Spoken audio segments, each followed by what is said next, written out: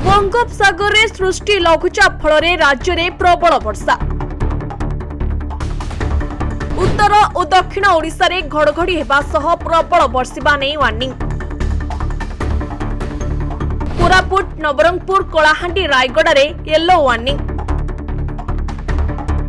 आसंता काली ठारू पागरे परिवर्तन हेबा नहीं संभावना रही।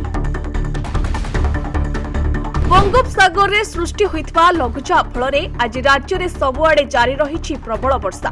भोर समय प्रबल वर्षा लगी रही। विशेषकर उत्तर ओडिशा रे प्रबल वर्षा हेबा नहीं वार्निंग जारी करिछि पाणीपाग विभाग।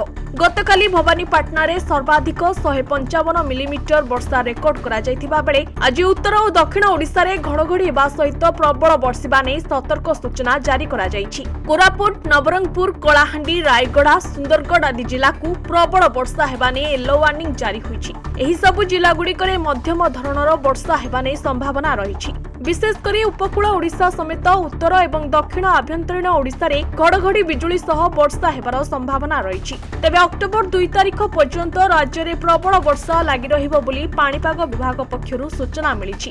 खोर्धा जाजपुर भद्रक बालेश्वर गंजाम गजपति जगतसिंहपुर कटक भुवनेश्वर नयागढ़ अनुगुल जिले में प्रबल वर्षा सह बिजुली घड़घड़ी हेबा नहीं ऑरेंज वार्निंग जारी करा जायछि। एथिसह घंटा प्रति 30 ରୁ 40 किलोमीटर बेगरे पवन बहिबो। आगामी 7 दिन जाए मौसुमी प्रत्यावर्तन पई पाग अनुकूल हेबो नाही बोली सूचना दिया जायछि। एनै तळिया अंचलर लोकंकु सतर्क कराइछि पाणीपाग विभाग। सेहिपरि बाहरे थिबा लोकंकु निरापद स्थान को जिबाकु परामर्श दिया जायछि। 21 जिल्ला रे स्वाभाविक वर्षा रेकर्ड होइतिबा बेले केवल मालकानगिरी जिल्ला रे स्वाभाविक ठारू अधिक वर्षा होइछि। 8टी जिल्ला रे एबेबी 19 ରୁ 60% पर्यंत नियंटिया वर्षा रेकर्ड करा जायछि। तेबे ट्विन सिटी समेत विभिन्न स्थान रे आज हालुकारु मध्यम धरणर वर्षा हेबा नै सूचना रहिछि। Bureau report news 95 Odia.